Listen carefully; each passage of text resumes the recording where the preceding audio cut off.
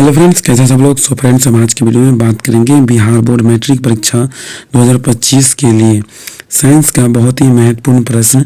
तो चलिए हम शुरू करते हैं। प्रश्न एक है मेरा कि निम्नलिखित में से कौन सा लेंस का आवर्धन m होता है, यानी कि m बराबर क्या होता है। ऑप्शन नंबर ए है कि u by B, option number B है u B, option number C है u प्लस भी, ऑप्शन नंबर डी है v बाई u। तो इसका सही जवाब होगा v by u, option number D. अगला प्रश्न आपका है कि निम्नलिखित में से कौन नेत्र का रंगीन भाग होता है। तो रेटिना जो है वो नेत्र का रंगीन भाग होता है। अगला प्रश्न है कि वायुमंडल में प्रकाश के किस वर्ण का परिकिरण अधिक होता है। तो नीला रंग का जो है ना स्कैटरिंग सबसे ज्यादा होता है। अगला प्रश्न आपका है कि प्रकाश की किस घटना के कारण सूर्य हमें वास्तविक सूर्योदय से लगभग 2 मिनट पूर्व दिखाई देने लगता है। तो वायुमंडलीय अपवर्तन के कारण सूर्य हमें वास्तविक सूर्योदय से लगभग 2 मिनट पूर्व दिखाई देने लगता है। अगला प्रश्न आपका है कि निम्नलिखित में कौन उभयलिंगी है। तो केंचुआ जो है मेरा उभयलिंग है। अगला प्रश्न है कि मेंडल ने अपने प्रयोग के लिए किस पौधे को चुना। तो अपने प्रयोग के लिए मटर को चुना। अगला प्रश्न है कि निम्न में से कौन एक अवशेषी अंग है। तो इसका सही जवाब होगा अपेंडिक्स जो है वो अवशेषी अंग है। अगला प्रश्न है आपका कि चिपको आंदोलन किससे संबंधित है। तो चिपको आंदोलन संबंधित है वन संरक्षण से। अगला प्रश्न है कि आधुनिक आवर्त नियम के अनुसार तत्वों के गुणधर्म किसके आवर्त फलन होते हैं। तो ये होता है आपके परमाणु संख्या के आवर्त फलन होते हैं। अगला प्रश्न है कि आधुनिक आवर्त सारणी की क्षैतिज कतारें निम्नलिखित में क्या कहलाती है।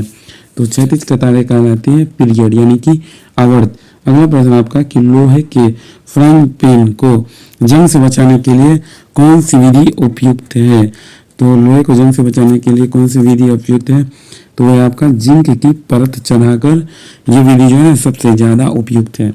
अगला है निम्नलिखित में से किस धातु को चाकू से आसानी से काटा जा सकता है। तो सोडियम को आसानी से चाकू से काटा जा सकता है। अगला प्रश्न आपका है कि आयोडीन की कमी से कौन सा रोग होता है।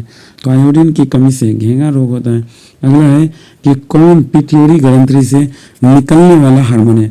पिट्यूटरी ग्रंथि से निकलने वाला हार्मोन कौन है। तो इसका सही जवाब होगा वृद्धि हार्मोन जो है वो पिट्यूटरी ग्रंथि से निकलने वाला हार्मोन। अगला प्रश्न है अमीबा में अलैंगिक जनन किस विधि द्वारा होता है। तो विखंडन द्वारा इसमें अलैंगिक जनन होता है। अगला है कि फूल का कौन सा भाग फल में बदलता है। तो फूल का कौन सा भाग फल में बदलता है। तो इसका सही जवाब होगा अंडाशय जो फल। अगला प्रश्न है कि जब पश्चिम की ओर प्रक्षिप्त कोई धनावेशित कण किसी चुंबकीय क्षेत्र द्वारा उत्तर की ओर विक्षेपित हो जाती है तो चुंबकीय क्षेत्र की दिशा किधर होगी। तो इसकी दिशा होगी दक्षिण की ओर। अगला प्रश्न कि हमारे घर में जो विद्युत आपूर्ति की जाती है वह होता है। तो वह होता है आपका 220 वोल्ट पर प्रत्यावर्ती धारा होती है। अगला प्रश्न है आपका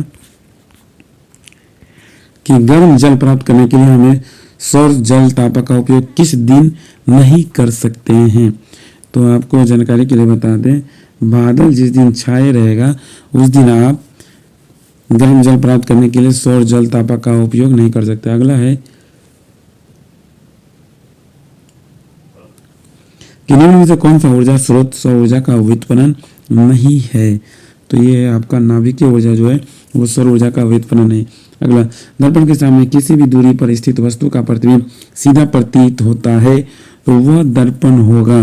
तो वो दर्पण होगा आपका या तो समतल होगा या तो उत्तल होगा। इसी दोनों दर्पण में वस्तु का प्रतिबिंब सीधा प्रतीत होता है। अगला है किसी कार का अग्रदीप में प्रयुक्त दर्पण निम्नलिखित में कौन सा होता है। तो इसका सही जवाब होगा अवतल दर्पण। अगला है निम्नलिखित में किसका अपवर्तनांक सबसे अधिक होता है। तो सबसे अधिक अपवर्तनांक होता है हीरा का। अगला प्रश्न है आपका कि निम्नलिखित में से किस लेंस को अभिसारी लेंस कहते हैं। तो किस लेंस को अभिसारी लेंस कहते हैं। तो उत्तल लेंस को अभिसारी लेंस कहते हैं। अगला प्रश्न निम्नलिखित में कौन गैस चूल्हे के पानी को दूधिया कर देता है।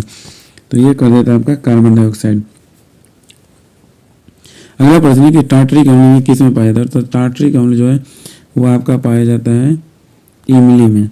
अगला प्रश्न है कि जिप्सम का रासायनिक सूत्र क्या होता है? तो जिप्सम का रासायनिक सूत्र होता है CaSO4 × 2H2O। अगला प्रश्न आपका है कि जिंक तथा सल्फ्यूरिक अम्ल के बीच अभिक्रिया से निम्नलिखित में कौन सी गैस निकलती है?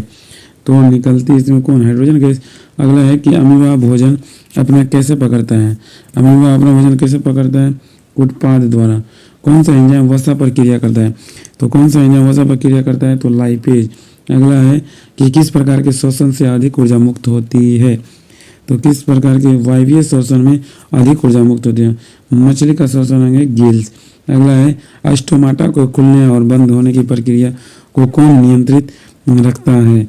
तो ये रखता है द्वार कोशिकाएं। अगला प्रश्न है कि निम्न में से कौन वृक्क की रचना में क्रियात्मक इकाई है? नेफ्रॉन।